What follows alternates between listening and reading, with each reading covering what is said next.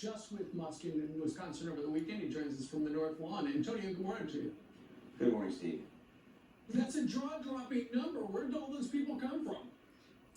Well, it made my jaw drop too when I saw it.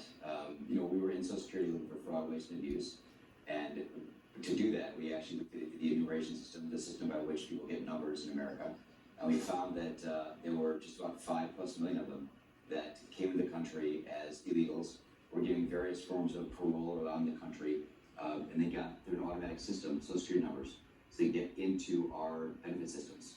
And we tracked that through and found that they were on the benefit programs. And just because we were curious, we then looked to see if they were on the voter rolls. And we found in a handful of cooperative states that there were thousands of them on the voter rolls, and that many of them had voted.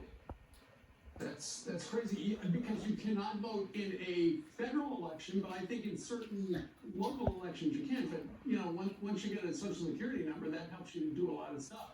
I know, Antonio, part of this started with a program from, I think, 2017 that got started, where if people came into the country and they were authorized to work, they would automatically give them a number.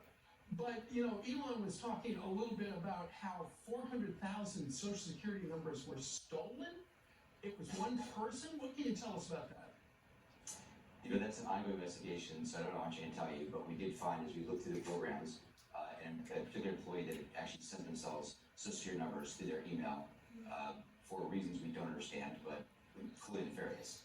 Yeah, it does sound like it. So let me ask you this, Antonio. Have you figured out, you saw these millions of people, non-citizens, on the Social Security rolls. Did they get benefits? Yes, we actually tracked into the benefit programs. We found them in virtually all the benefit programs. And one statistic for you is we found 1.3 million of them on Medicare. Wow. Yeah. So what's going to happen to those people?